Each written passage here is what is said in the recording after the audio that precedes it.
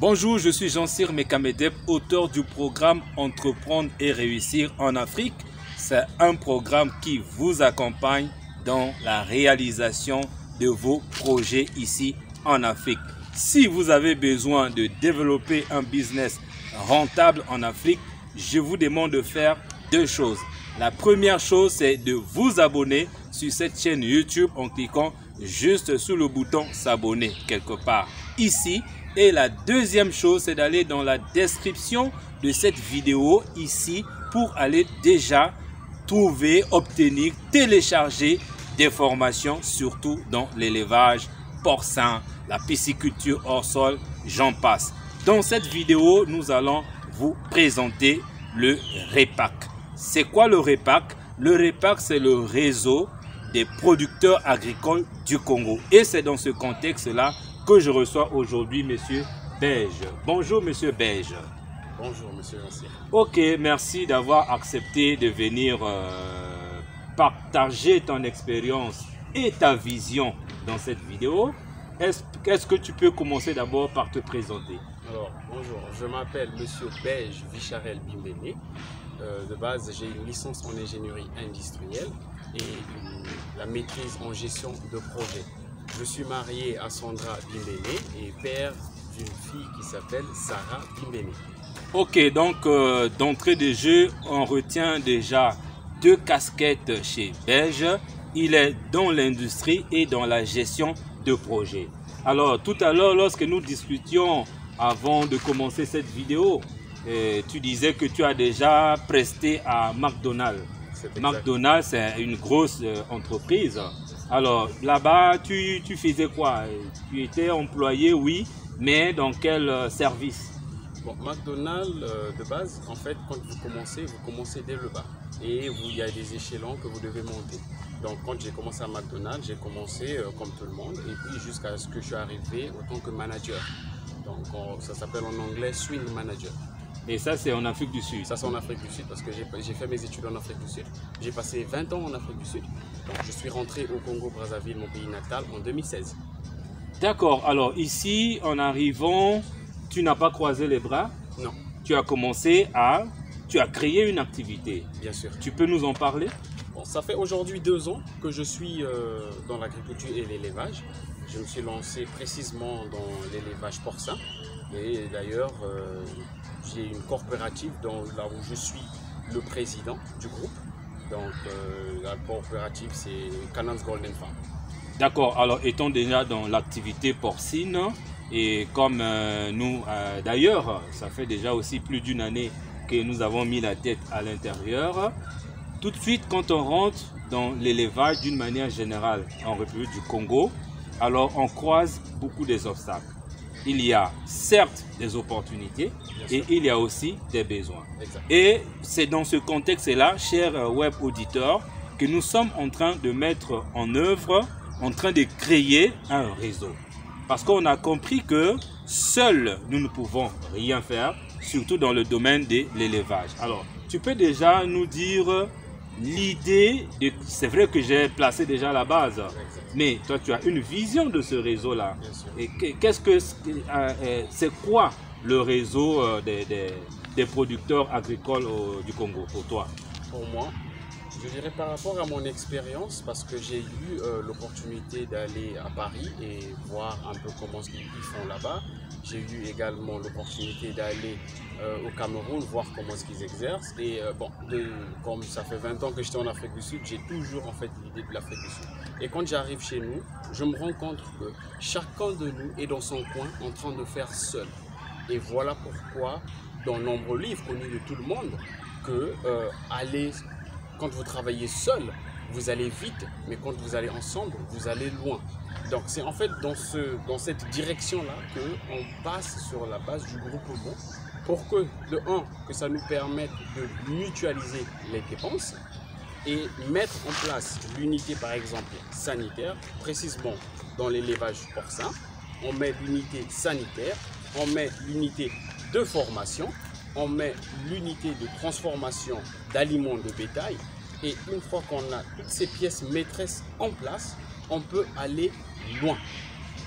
Très bien. Alors, ce sont des questions clés, des questions vitales que nous devons, des problèmes que nous devons résoudre. Exact. Et là, vous pointez là du doigt les vrais problèmes des producteurs aujourd'hui. La santé, l'aliment, la formation, et vous ajoutez la transformation. Exact. Et je crois comprendre que c'est le monde que vous connaissez déjà au niveau de la transformation. Vous pouvez déjà nous donner une idée, parce que bon nombre d'entre nous qui exerçons ce métier d'élevage ici en République du Congo, je ne sais pas si on pense déjà même à la transformation. Ou encore on peut penser, mais est-ce qu'on en a les moyens? Et quand on dit moyens, ce n'est pas forcément les moyens financiers. D'abord, comprendre l'industrie. Tu as une licence, tu as dit. Oui. Voilà, dans le domaine de l'industrie. Alors, quel est, on va dire, ton apport? Qu'est-ce que tu veux apporter dans ce sens-là pour permettre déjà à ce maillon de la chaîne de se développer? Comme d'ailleurs, par rapport à notre échange tout à l'heure, on s'est mis d'accord que l'agriculture, c'est un domaine dans lequel c'est comme une chaîne de valeur. Donc chaque point, par exemple vous, monsieur Cyr, si vous êtes par exemple spécialiste, leader dans la production, si aujourd'hui je prends le deuxième maillon et je me dis que je suis le producteur d'aliments de bétail, alors là on peut se complémenter, on peut se entretenir. Pourquoi je dis ça? Parce que par rapport aux visions, par rapport à l'industrie, par rapport à l'Afrique aujourd'hui, la grande difficulté c'est qu'on va, connu de tout le monde d'ailleurs, que l'Afrique aujourd'hui, la population grandit plus vite que la croissance économique. Donc par rapport à ça, il faut que l'on pense à industrialiser.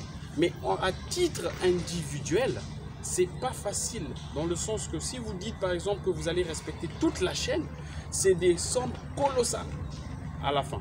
Donc, d'où je rebondis sur le repack, que si chacun de nous peut choisir un produit, un domaine précis dans l'élevage, dans l'agriculture, et devenir leader par rapport à ce maillon-là, et on se complémente par rapport à cette chaîne, je pense qu'on va aller très loin. Parce qu'en Afrique du Sud, en termes d'industrie, ce n'est pas un individu, c'est plusieurs personnes qui viennent ensemble. Vous voyez par exemple, je vais prendre l'exemple des avions. Vous allez voir par exemple des Boeing. Vous allez vous rendre compte que quand on met en place un Boeing, c'est par exemple une société qui s'occupe des chaises, l'autre qui s'occupe des moteurs, d'autres qui s'occupent des rétroviseurs, d'autres qui s'occupent du système électrique. Donc c'est un peu ce genre de technique, de stratégie que nous voyons, que nous désirons mettre en place et montrer à tout le monde que c'est possible. La collaboration et la coopération entre nous est possible. Ok, moi je te connais un monsieur très pratique, parce que les gens qui vont suivre cette vidéo, ils en ont marre des théories. Ils en ont marre des théories. Et la vidéo que nous sommes en train de faire aujourd'hui va certainement aboutir à quelque chose. Et lorsque nous discutions, nous avons décidé déjà de mettre en place la plateforme. Mais la première étape, c'est de convoquer une réunion avec les différents producteurs. Donc d'ici là, nous sommes déjà en train de faire le recensement des différents producteurs, que ce soit dans l'élevage porcin, la pisciculture, l'aviculture et l'agriculture. Parce que là, tu as parlé de l'aliment de bétail, mais on fait l'aliment avec des produits agricoles. Et lorsque nous parlions, nous discutions avec toi, tu nous disais que tu as déjà même commencé à prendre des terres pour exploiter, pour cultiver, pour faire l'agriculture. Tu peux nous en parler un peu plus? Par rapport aux terres, donc ça c'est les endroits stratégiques que nous sommes en train de prendre et de mettre en place pour que chacun de nous puisse se retrouver par rapport à l'endroit, par rapport à la région, parce que aujourd'hui, quand je fréquente par exemple le ministère de l'Agriculture et de la Pêche, on vous présente en fait certaines cultures que vous pouvez planter dans certaines régions. Donc par exemple, si je décide par exemple de planter du maïs à 45, c'est pas peut-être facile à le faire, comparable à la Bouenza ou comparable au nord, comparable à Pointe-Noire ou... Bon, en fait, c'est un peu tout ça. Donc, par rapport à ces terres, nous sommes en train d'acquérir certaines zones. Nous sommes en train d'estimer autour de 2000 hectares pour mettre en place déjà le maïs à grande échelle, le soja à grande échelle, l'arachide à grande échelle et d'autres aliments qui permettent aujourd'hui que nous puissions avoir la transformation d'aliments de bétail. Parce que je suis allé au Cameroun. Avant mon départ au Cameroun, je vous ai dit, je suis parti, j'ai vu sur place. Et il y a certaines choses que j'ai vues là-bas, ben, par rapport à leur façon de faire, tu pouvais dire que bon, mais ça c'est faisable. C'est pas juste européen, mais c'était tellement propre, tellement bien fait, avec du matériel qu'on trouve ici. Et tout de suite, quand vous êtes dans cette ferme, vous vous rendez compte en fait que oui, c'est possible. Voilà, on n'est pas obligé d'aller juste de tourner le regard vers l'Occident ou ainsi de suite pour prendre de l'ampleur dans notre activité, quoi. Ce qui est déjà génial, c'est que notre voisin, le Cameroun, fait déjà des bonnes choses. Mais il n'y a pas de raison que nous, on n'emboîte pas le pas. C'est vrai que c'est maintenant là qu'il y a un certain réveil au niveau des producteurs congolais de la République du Congo. Mais nous sommes vraiment sur la bonne route. Mais ce qui est aussi intéressant, c'est qu'après avoir discuté avec bon nombre de producteurs, on se rend compte qu'il y a des choses qui se font sur place, mais dans l'anonymat, mais des bonnes choses qui peuvent aboutir à des résultats intéressants. Je prends l'exemple de l'aliment de bétail. Moi, j'étais surpris de discuter un jour avec un fabricant d'aliments et qui m'a rassuré. Et non seulement a rassuré, il est sur le terrain en train de travailler. Il m'a dit qu'il peut même faire la formulation de CMAV. Vous voyez, le concentré, maïs, vitamines, acides aminés, minéraux. Voilà, ce sont des produits que nous ne faisons qu'importer, importer. Mais là, il y a des gens qui sont en train de réfléchir pour trouver des solutions. Ça, c'est au niveau de l'aliment. Au niveau aussi de l'alevinage pour la pisciculture hors sol, nous avons des gens qui sont bien organisés aujourd'hui. Nous recevons même des demandes d'un peu partout, que ce soit l'Afrique de l'Ouest, l'Afrique centrale, pour avoir vu une vidéo d'un monsieur qui s'est investi sérieusement là-dedans pour nous produire les alevins de bonne qualité à bon prix localement. Donc, c'est pour dire que, chers web auditeurs, c'est un appel que nous sommes en train de faire aujourd'hui pour dire que mettons-nous au travail. Mettons-nous au travail et les choses ne pourront que aller de l'avant. Donc, pour être très concret, et tu vas ajouter, l'information c'est quoi? L'information c'est que nous allons organiser une réunion, une grande réunion avec tous les producteurs d'abord au niveau de Brazzaville pour leur partager la vision et ensuite voir créer maintenant le cadre dans lequel nous allons interchanger, nous allons interpartager, nous allons continuer à réfléchir. Mais ce qui est sûr, je ne sais pas si on peut être ambitieux. Quel est le nombre d'années en combien de temps nous comptons déjà réaliser cette vision? Cette vision de façon tangible, je dirais par rapport à tout ce qu'on a déjà mis en place, je veux profiter d'ailleurs de parler, on a identifié des points clés qui servent comme de problèmes au niveau de croissance, s'il faut dire. On a parlé de l'aliment, on a parlé de l'aspect sanitaire, de gestion de déchets et tout ça, mais on n'a pas peut-être parlé des financements. Vous savez, par exemple, là, nous sommes en collaboration avec Black Mutuel, qui est c'est un truc des Sud-Africains, des microfinances, qui accompagnent dans ce domaine. Donc, le REPAC est suivi et accompagné par Black Mutuel. Donc, en faisant partie du groupe Donc, bien sûr que eux, ils ont leur façon de travailler. Ils ont leur grille de sélection. Donc, comme tout autre d'ailleurs. Donc, eux, ils sont là pour nous accompagner. Donc, une fois que nous sommes ensemble, eux, ils vont se dire que, bon, oui, le problème, il est où? Le problème est là. Et comment est-ce qu'on va? On prend telle direction. Pourquoi? Parce que, quelque part, il y a des subventions. Il y a d'autres qui ont des subventions. Il y a d'autres qui n'en ont pas. Il y a d'autres qui font à titre personnel, privé. Donc, une fois qu'on a mis tout ça en place, je dis que c'est faisable. À titre tangible, je dirais d'ici 5 ans, c'est faisable. On passe à la production, la transformation et la commercialisation de nos produits. Ok, pour éviter que cette vidéo s'éternise, nous allons vers la fin de cette vidéo. Nous retenons que nous sommes engagés à travailler ensemble, la main dans la main. Et là, tu viens encore de développer un aspect très important, le partenariat avec les autres producteurs, avec des structures d'accompagnement sur le plan financier, parce qu'il faut se le dire, aujourd'hui, pour développer une bonne activité agricole, ça demande les moyens. Donc, nous sommes en train de travailler là-dessus. Ce qui est sûr, c'est qu'on est optimiste, on va y arriver. Alors, est-ce que, à titre de conclusion, tu as quelque chose à dire? Ou encore, tu as encore un autre point que tu voudrais aborder ou conclure? En tout cas, tout dépend de toi.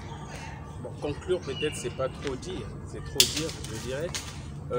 Monsieur Jean Cyr, vous allez comprendre que nous sommes dans un pays, d'abord, là où la plupart de nous, je dirais une bonne partie, compte sur le gouvernement. Bon, je ne suis pas politicien, je ne fais pas de la politique. Mais je veux profiter de dire que oui, le gouvernement est là. Mais je pense que nous aussi, on peut contribuer de façon que bon, le gouvernement a beaucoup de problèmes. Donc nous, si on peut commencer déjà nos 2, 3, 4 pas, sachant que de A à Z, on est censé arriver, mais nous sommes déjà de A à J, par exemple. Et quand le gouvernement arrive, on peut leur dire que bon, on a besoin d'un système d'irrigation. Vous pouvez nous accompagner, par exemple, par rapport à ça. Mais nos propres moyens, notre propre façon de faire, la discipline de faire. Et voilà, c'est dans cette direction. Mais là, tu abordes là aussi une question pour moi qui est très importante parce qu'il faut, on va dire quoi, démystifier l'emploi aujourd'hui. Penser que c'est le gouvernement qui doit tout faire, ça c'est vraiment une vue de l'esprit. C'est pas vrai. Pour être très concret, à ce jour, nous sommes en train d'accompagner 2 fermes porcines. Dans chacune de ces fermes, il y a 4 employés, il y a 4 personnes que nous avons recrutées. S'il faut compter moi, le coordonnateur de tout ça, et mon technicien, donc 4 fois 2, ça fait déjà 8, plus les 2, ça fait 10. 10 créations d'emplois en moins de 6 mois. Et si je dois compter le nombre de personnes avec lesquelles tu bosses et multiplier par autant de producteurs, on comprend que c'est nous qui sommes des vrais créateurs d'emplois. Et ça, c'est du vrai. Aujourd'hui, tu viens, tu te formes, on a besoin de vous, on vous place quelque part, vous avez un salaire, le SMIG ou plus. Donc ça, j'ai bien voulu appuyer cette partie-là pour dire, oublions le gouvernement. Il fait son travail, il le fait bien. Personne ne fait la politique ici, mais chacun de nous doit prendre ses responsabilités. Je voulais juste appuyer là-dessus. Exact. Donc en fait, c'est dans cette direction-là. Et je suis content qu'ensemble, on a la même vision. Et de l'avant, je pense que le chemin est clair. Et vraiment, la discipline. Je dirais vraiment la discipline dans ce projet que nous nous engageons. Et par rapport à ça, je pense que le bon Dieu aussi va nous accompagner. Chers web auditeurs, le bon Dieu va nous accompagner. Nous sommes donc à la fin de cette première vidéo. Je dis bien première parce qu'on en aura une deuxième, une troisième, une quatrième. Nous allons continuer à sensibiliser, nous allons continuer à motiver, nous allons continuer à discuter. Donc, je n'ai pas parti pour toujours. Il reviendra encore sur le plateau et nous allons continuer à vous partager nos idées, nos ambitions. Ça nous a fait plaisir. Belge, merci d'être venu. Merci. Et je te dis en tout cas, bon vent. Merci. Je sais que d'ici là, tu vas encore prendre le vol. Quant à vous, faites-nous des commentaires dans la description de la vidéo. Les coordonnées vont s'afficher à la fin de cette vidéo. Vous pouvez nous écrire, soit par mail, tous les moyens sont possibles. Sur ce, je vous dis merci et à bientôt.